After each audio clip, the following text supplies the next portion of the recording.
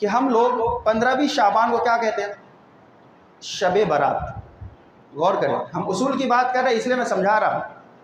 شب برات، کبھی آپ نے کسی سے پوچھا شب برات کا معنی کیا ہوتا ہے؟ کبھی بھی پوچھا ہوگا کسی عالم دین سے، کسی مفتیان دین سے، جو لوگ آپ کو 15ویں شعبان کی بہت زیادہ فضیلتیں سناتے ہیں، ان سے کبھی یہ بھی پوچھ لیں کہ شب برات کا معنی کیا ہوتا ہے؟ شب کا معنی رات، برات کا معنی نجات، رہائی. بات سمجھ میں آ رہی ہے؟ یعنی رہائی کی رات، نجات کی رات. یہ بات سمجھ میں آ گئی نا؟ شب برات کا معنی کیا ہوتا ہے؟ نجات کی رات، رہائی کی رات. کس چیز سے؟ مولوی کیا سناتے ہیں کہ بہت سارے بندے کو اللہ رب العالمین کیا کرتا ہے؟ جہنم سے آزاد کر دیتا ہے. لیکن یہاں لفظی معنی پہ آپ غور کریں گے، تھوڑا سا تفکر کے ساتھ کام لیں گے، لفظ کے اوپر غور و فکر سے اگر آپ مثبت نظریے سے سوچیں گے تو آپ کو پتہ چلے گا یہ شب جو ہے، لفظ شب قرآن مجید کے اندر کسی بھی آیت کریمہ میں بیان نہیں ہوا ہے. احادیث رسول صلی اللہ علیہ وسلم کے کسی بھی جملے میں اس لفظ کا استعمال نہیں ہوا ہے. تو بھلا بتائیے پھر یہ عبادت کیسے بن سکتی ہے؟ یہ شب جو ہے نا فارسی کا لفظ ہے. کس چیز کا؟ فارسی کا لفظ ہے. اب بتائیں، میں آپ سے پوچھتا ہوں کہ دین فارسی میں اترا ہے یا عربی میں اترا ہے؟ عربی میں اترا ہے. تو پھر پتہ چلا کہ یہ شب کہاں سے آ گیا؟ شب کو کہاں سے گھسیڑ دیا گیا دین میں؟ اس لیے میں نے آپ کے سامنے نبی صلی اللہ علیہ وسلم کی حدیث پڑھی کہ کوئی شخص ایسا کام کرتا ہے، کوئی شخص اس چیز کا ایجاد کرتا ہے جو میرے دین میں، میری شریعت میں، میری سنت میں، میرے طریقے میں نہیں ہے، تو وہ عمل مردود ہو جاتا ہے، اللہ قبول نہیں کرتا ہے. غور کیجئے کہ عربی میں رات کے معنی کے جو الفاظ آئے ہیں وہ کیا ہے؟ لیل آئے ہیں. کیا آئے ہیں؟ لیل. لیل کا معنی رات. واللیل اذا یغشا والنہار اذا تجلی. دین کے بارے میں جو دن ہے تو اس کے لیے نہار، اور رات کے بارے میں لیل. شب کہیں نہیں آیا. برات یہ عربی کا لفظ ہے، سورۃ البرات ہے.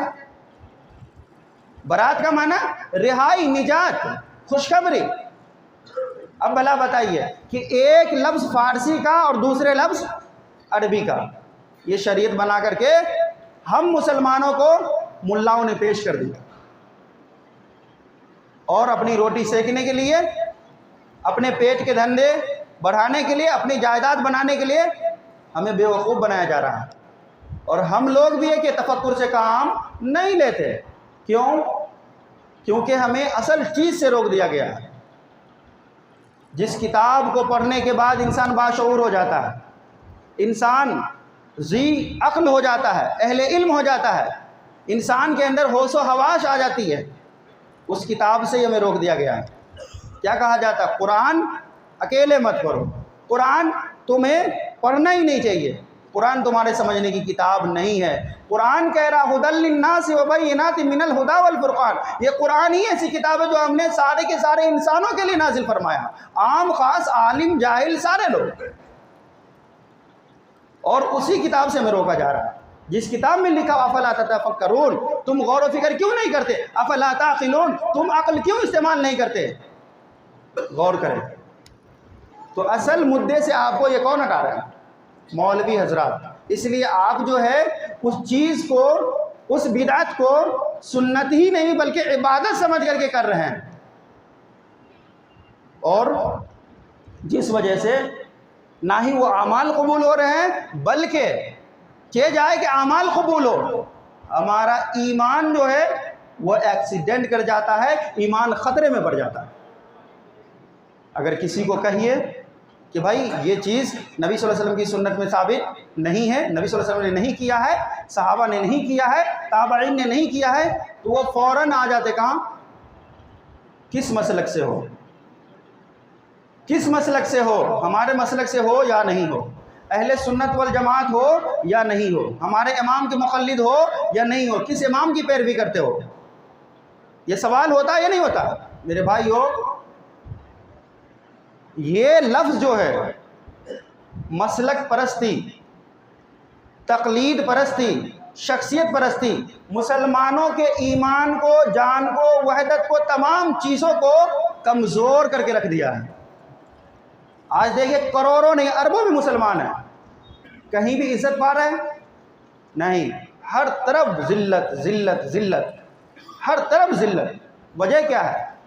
ذلت کی وجہ ہے کہ ہم نے اصل چیز کو، اصل اصول کو بھلا دیا، ہم نے اللہ کے قانون کو بالائے طاق رکھ دیا، رسول اللہ صلی اللہ علیہ وسلم کی سنت کو بالائے طاق رکھ دیا، اور اپنے اپنے مسلکوں میں بٹ گئے، اپنے اپنے الگ سے رہنما بن گئے، اپنے بنا لیے، اپنے علماؤں کی پیروی کرنے لگے، مفتیان کی پیروی کرنے لگے، اپنے من کے عالموں کی پیروی کرنے، جس وجہ سے ہمیں ایمان سے ہاتھ دھونا پڑ رہا ہے۔ یہ ہے یا نہیں ہے؟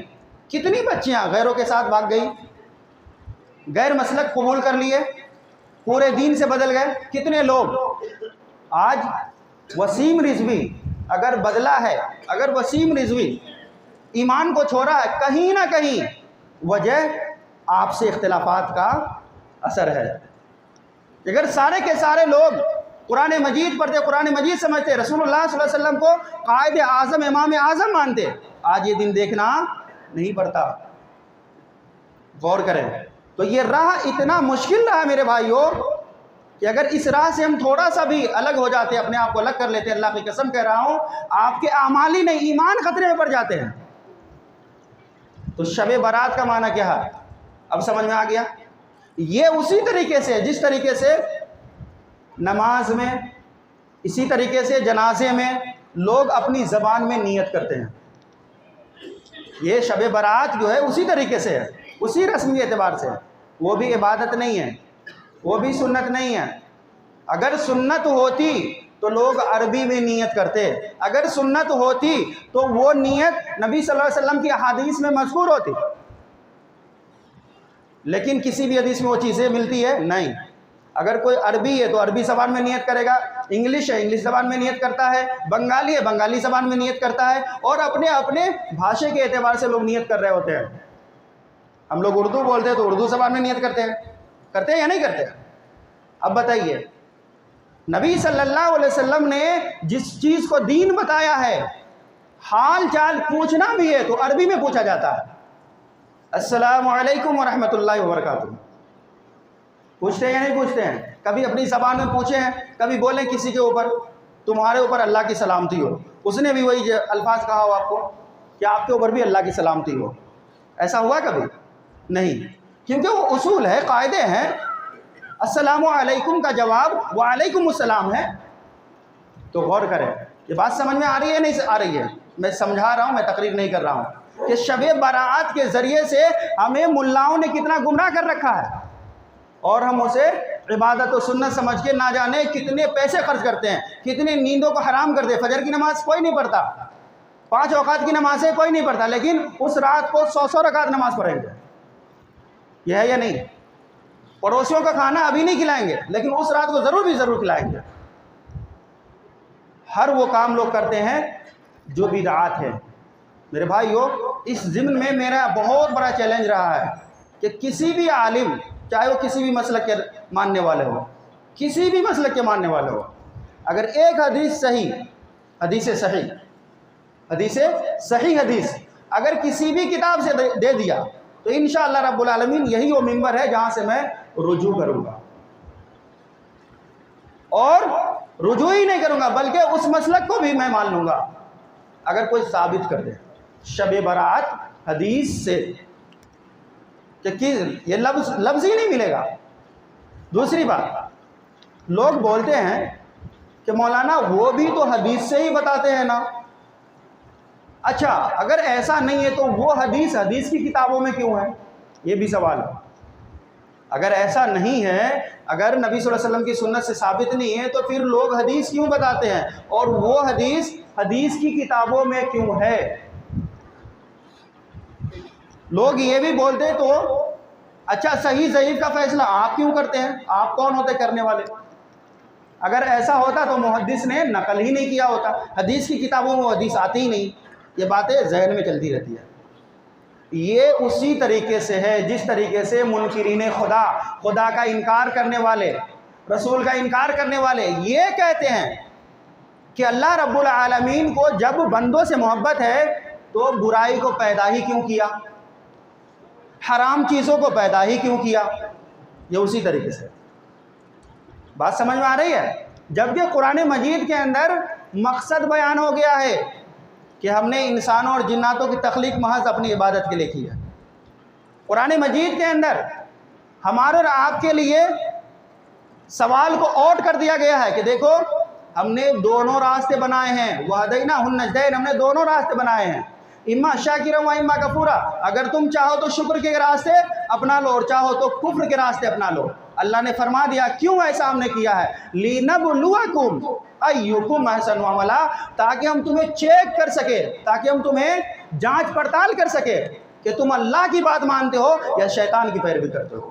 اب میں آپ سے گزارش کرتا ہوں کہ ہم اور آپ کسی کو آزمائیں تو کبھی بتا کے آزمائیں گے انہیں کہ آج سے تمہاری آزمائش شروع ہو گئی ہے. اب میں جو بھی بولوں گا نا وہ باتیں آزمائش کے طور پہ ہوں گی. کبھی ایسا ہوا ہے؟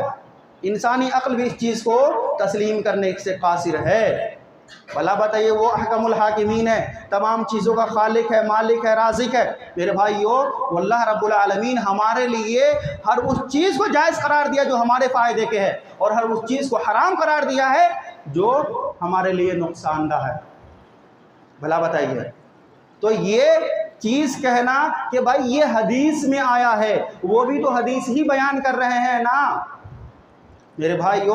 تو محدثوں کی یہ امانت داری ہے، دیانت داری ہے کہ انہوں نے حدیث بیان کرنے میں خیانت نہیں کی ہے، خیانت سے کام نہیں لیا ہے، اور جو جیسے بیان کیا اس چیز کو اپنی حدیث میں ویسے ہی بیان کر دیا. بات سمجھ میں آ رہی ہے نا کہ جو حدیث جیسے آئی اسی طریقے سے آج بھی حدیث کی کتابوں میں ہے. اور ایک بات یاد رکھیں، یہ بھی کہا جاتا ہے کہ ارے اتنے بڑے محدث، اس کو پتہ نہیں تھا کیا کہ یہ حدیث ضعیف ہے؟ اس کو پتہ تھا، انہوں نے اصول بنایا تو ان کو پتہ کیسے نہیں ہوگا؟ انہوں نے ہی اصول بنایا ہے. محدثوں نے ہی حدیث کے قبول کرنے اور مردود یعنی رد کرنے کے اصول بنائے ہیں، ان کو کیسے پتہ نہیں ہوگا؟ پتہ تھا، لیکن آپ کو متنبہ کرنا چاہتے تھے کہ کہیں ایسا نہ ہو جائے کہ ایک طرف آپ حدیث رسول صلی اللہ علیہ وسلم کو گلے سے لگائے ہوں اور دوسری طرف شیطان ٹوپی پہن کر کے آ کر کے آپ کو نبی صلی اللہ علیہ وسلم کی سنت سے بھٹکا دے، ہٹا دے، راہ کو بھلا دے، نبی کے راستے سے ہٹا دے. اس لیے انہوں نے دونوں چیزوں کو ذکر کیا ہے، صحیح حدیث کو بھی ذکر کیا اور ضعیف حدیث کو بھی ذکر کیا. لوگ کہتے ہیں کہ اتنے بڑے محدث جو ہے ضعیف حدیث کیسے لے سکتے ہیں؟ غور کریے، کسی بھی محدث کے حدیث بیان کر دینے سے وہ روایت صحیح یا ضعیف نہیں ہو جاتی ہے. یہ بات سب سے پہلے آپ یہ اصول کی بات میں کر رہا ہوں. کسی بھی مفتیان کو میری بیان کو آپ سنا دینا، اگر وہ انہوں نے رد کر دیا تو ان کا جوتا میرا سر. یہ غور کریں، کسی بھی محدث کے حدیث بیان کر دینے سے وہ روایت صحیح یا ضعیف نہیں ہوتی. صحیح اور ضعیف کے لیے روات کو دیکھا جاتا ہے، راویوں کو دیکھا جاتا ہے کہ کون سے راوی اس حدیث کو بیان کر رہا ہے. یہ چین ہے. محدث راویوں کو دیکھتے ہی کہتے ہیں کہ یہ حدیث صحیح اور یہ حدیث ضعیف ہے. جیسا کہ میں آپ کے سامنے یہ حدیث بیان کرتا ہوں کہ اللہ کے نبی نے کیا فرمایا کہ دیکھو 15ویں شعبان کو، یہی حدیث بیان کی جاتی ہے نا، لوگ بیان کرتے ہیں کہ اللہ کے نبی نے فرمایا کہ دیکھو 15ویں شعبان کی رات کو بنو کلب کے بدن کے اوپر جتنے روئیں ہیں اس مقدار میں اللہ رب العالمین بندوں کو جہنم سے نجات عطا کرتا ہے. کیا کرتا ہے؟ نجات عطا کرتا ہے. میرے بھائیو اس روایت کی حقیقت کے اوپر اگر آپ نظر ڈالیں گے، غور و فکر کریں گے، اہل علم سے سوال کریں گے تو آپ کو پتہ چلے گا اس روایت کے بیان کرنے والے راوی بہت ہی بڑا مردود تھا، شیطان مردود جیسا تھا. بھلا وہ بندہ کیسے روایت بیان کر سکتا ہے؟ ابھی آپ لوگ ہمارے بیان کو سن رہے ہیں، ابھی جو بھی باتیں ہوں گی آپ کے ذہن میں وہ باتیں رہیں گی، اور جو اس مسجد میں ابھی تک آیا ہی نہیں ہے، ابھی وہ بیان ہی نہیں سن رہا، بھلا وہ میری باتیں کیسے بیان کر سکتا؟ یہ بات اصول اور قاعدے کے ہیں کہ آپ حاضر ہیں تو آپ سن رہے ہیں، جو حاضر ہے ہی نہیں ہے بھلا وہ کیسے بیان کرے گا کہ اس مسجد میں کیا بیان ہوا؟ تو ویسے ہی بہت سارے ایسے لوگ نام کمانے کے لیے، بہت سارے ایسے لوگ نام کمانے کے لیے اپنے بزرگوں کا نام لے کر، اپنے اسلاف کا نام لے کر کے حدیث بیان کر دی۔ اب انہوں نے ایسا کیوں کیا؟ اس لیے کیا کہ آج بھی دیکھیے فیمس ہونے کے لوگ کیا کیا نہیں کرتے ہیں، میڈیا میں آنے کے لیے کیا کیا نہیں کرتے ہیں۔ یہ ہے یا نہیں ہے کہ کون سا لفظ میں بولوں اور وہ لفظ فیمس ہو جائے؟ یہ فیمسٹی کا دور میرے بھائیوں آج سے نہیں بلکہ بہت پرانا دور، اور بہت پرانے لوگ ہیں، ان کی آل و اولاد ہے۔ نبی صلی اللہ علیہ وسلم تب تو فرمایا کہ من کذب علیہ متعمدا فلیتبوأ مقعدہ من النار، کہ غور کرو اگر کسی نے میرے اوپر ایسی بات کہی جو میں نے نہیں کہی ہے، جو میں نے نہیں کہی، نبی صلی اللہ علیہ وسلم فرما رہے ہیں کہ کوئی ایسی بات کرتا ہے جو میں نے وہ باتیں کہی نہیں ہے، میرے عمل میں وہ چیزیں ہی نہیں ہیں، اللہ کے نبی نے کیا فرمایا؟ جنت کی خوشخبری دی، فَلْيَتَبَوَّأْ مَقْعَدَهُ مِنَ النَّارِ، تو اسے چاہیے کہ وہ اپنا ٹھکانہ جہنم میں بنا لے۔ کہاں بنا لے؟ جہنم میں بنا لے۔ اب بتائیے نبی کی باتیں کرنے والے ایک عام شخص ہوتے ہیں یا عالم ہوتے ہیں؟ عالم بیان کرتے ہیں نا نبی کی حدیث، مفتیان بیان کرتے ہیں نا نبی کی حدیث، کون بیان کرتے ہیں؟ اب غور کریے، نبی صلی اللہ علیہ وسلم نے فرمایا کہ جہنم کی شروعات عالموں سے کی جائے گی، قراء سے کی جائے گی، مجاہدین سے کی جائے گی۔ اب بتائیے حاجی صاحب، قاضی صاحب، نمازی صاحب، مفتی صاحب، یہ سب ہوں گے جہنم کی آگ کو دہکانے کے لیے، شروعات میں جانے کے لیے۔ کیوں؟ آپ یہ سوچیں گے بھلا اتنا بڑا عالم اور وہ جہنم میں کیسے جائے گا؟ اسی لیے جائے گا کہ انہوں نے نبی صلی اللہ علیہ وسلم کے اوپر جھوٹ باندھا ہے، اسی لیے جائے گا انہوں نے نبی کے اوپر بہتان باندھا ہے۔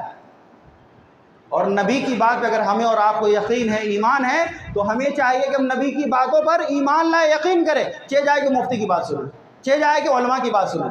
علماء کی بات سننا ہے لیکن حق کے دائرے میں، علماء کی بات سننا ہے قرآن و سنت کی روشنی کے دائرے میں۔ اگر علماء ختم ہو جائیں گے تو دین مٹ جائے گا۔ لیکن ہاں، علماء کی بھی دو کیٹیگریز ہے، علماء کی بھی دو قسمیں ہیں، ایک علماء حق اور ایک علماء سو۔ ایک حق علماء جو اپنے تن من دھن کی قربانی پیش کرنے کو تیار رہتے ہیں، کسی بھی باطل کے سامنے نظریں جھکا کے بات کرنا گوارا نہیں ہے، اور ایک علماء سو جو چہرے کو دیکھ کر کے بات کرتے ہیں، آپ کے طاقت قوت کو دیکھ کر کے بات کرتے ہیں۔ میرے بھائیوں، تو یہ فرق بتایا نبی صلی اللہ علیہ وسلم نے، یہ غور کرے تو یہ شعبان کی جو فضیلت نبی صلی اللہ علیہ وسلم کی صحیح حدیث سے آئی ہے وہ تمام احادیث کی کتابوں میں مذکور ہے۔ اللہ کے نبی صلی اللہ علیہ وسلم کے بارے میں اما عائشہ رضی اللہ تعالیٰ عنہ اور اسی طریقے سے دیگر امہات المومنین ہیں اور دیگر صحابہ کرام ہیں، وہ کہتے ہیں کہ نبی صلی اللہ علیہ وسلم شعبان کے مہینے میں زیادہ سے زیادہ کثرت سے روزہ رکھا کرتے تھے، کثرت سے۔ اما عائشہ یہاں تک بیان کرتی ہے کہ اللہ کے نبی اگر روزہ رکھتے جاتے اس مہینے میں تو مجھے ڈر لگتا کہ کہیں اللہ کے نبی صلی اللہ علیہ وسلم پورے مہینے نہ کر دے، یعنی اتنی کثرت سے روزے، آج بھی روزے، کل بھی روزے، اس طریقے سے روزے رکھتے تھے، اور چھوڑتے تو پتہ چلتا آپ صلی اللہ علیہ وسلم اس مہینے میں روزے رکھیں گے ہی نہیں۔ تو کسی بھی مسلمان کو آپ نے دیکھا کہ شعبان میں کوئی روزہ رکھ رہا ہو؟ نہیں، یہ قربانی ہے نا، یہ نہیں کریں گے، لیکن جو بدعات کے کام ہیں وہ پہلے کریں گے۔ نبی صلی اللہ علیہ وسلم کون سا عمل کر رہے ہیں؟ روزے رکھنا ہے۔ اگر آپ کو سنت پہ عمل کرنا ہے تو آپ روزے رکھیے، ہاں مگر احتیاط کے ساتھ۔ یہاں بھی احتیاط ہے کہ آپ 15 شعبان کو ہی روزہ رکھیں، یہ عبادت تو چھوڑو، سنت تو چھوڑو، بدعت ہے، اور یہ آپ کے لیے جائز نہیں ہے۔ کیوں؟ اس دن لوگوں نے ایک بدعت ایجاد کی ہوئی ہے، اس دن لوگوں نے بدعت ایجاد کی ہوئی ہے، اور بدعت کی مخالفت کرنا ایک اہل ایمان کا شیبہ ہے۔ قرآن مجید کس چیز کے خلاف اترا؟ قرآن کی آیتیں کس چیز کے خلاف اتری ہے؟ جو چیزیں غلط ہو رہی تھیں، جن چیزوں کا ماحول رواج بن چکا تھا، اللہ رب العالمین نے محمد الرسول اللہ صلی اللہ علیہ وسلم کے اوپر آیت کریمہ کا نزول کر کے لوگوں کو حق بتایا اور باطل کی مذمت کرنے کے لیے نبی صلی اللہ علیہ وسلم کو کھڑا کیا۔ اس لیے آپ دیکھیں گے نبی صلی اللہ علیہ وسلم کے اوپر ایسی ایسی آیتیں نازل ہوئی، مت پوچھیے۔ چھوٹی سی میں حدیث سنا تھا، قرآن کی آیت ہے یہ، اللہ رب العالمین نے بیان کیا کہ ایسا معاملہ تھا کہ جو لوگ عیسائی ہوتے نا، ابھی آپ مسلمان ہیں، اگر آپ کو عیسائی ہونا ہے تو ان کے لیے ایک رنگ مقرر تھا، رنگ مقرر تھا، جب تک کہ اس رنگ میں آپ کو نہیں نہا دیا جاتا، غسل نہیں کروا دیا جاتا، غوطہ نہیں لگا دیا جاتا، آپ عیسائی بن سکتے نہیں بن سکتے۔ اللہ رب العالمین نے قرآن مجید کے اندر اس کے خلاف میں آیت کریمہ نازل فرمائی اور فرمایا کہ صبغۃ اللہ ومن احسن من اللہ صبغہ، کہ اللہ کے رنگ میں رنگ جاؤ۔ کس کے رنگ میں؟ اللہ کے رنگ میں۔ اور اللہ کے رنگ سے کون سا رنگ بہتر ہے؟ تو اللہ کا رنگ کیا ہے؟ اللہ نے بتا دیا، اللہ کی تمام باتوں پر ایمان لے آؤ، اللہ پر ایمان لے آؤ، آخرت پر ایمان لے آؤ، اور اسی طریقے جو وقت کے نبی ہے اس وقت کے نبی کے اوپر ایمان لاؤ، یہ اللہ کا رنگ ہے۔ تقوی شعار بن جاؤ، اللہ سے ڈرنے والے بن جاؤ، یہ اللہ کا رنگ ہے۔ تو میرے بھائیوں، میرے بتانے کا مقصد یہ ہے کہ ہم لوگ جو ہے نا مسلک سے تھوڑا سا اوپر اٹھیں، مسلک سے تھوڑا سا اوپر اٹھے، مسلک کے چشموں کو اتاریں، مسلک کے لبادے کو اتاریں، اور اگر کسی چیز کو آپ کو جاننا ہے، اس کی سچائی جاننا ہے، تو آپ ایمان والے بن جائیں۔ کیا بن جائیں؟ لا الہ الا اللہ محمد الرسول اللہ پڑھ لے۔ اب آپ کسی مسلک میں نہیں ہیں، کسی بھی مسلک میں نہیں ہے، لا الہ الا اللہ محمد الرسول اللہ پڑھنے کے بعد آپ محمدی مسلک میں ہیں، آپ کا امام محمد الرسول اللہ صلی اللہ علیہ وسلم ہے، کوئی امام نہیں ہے۔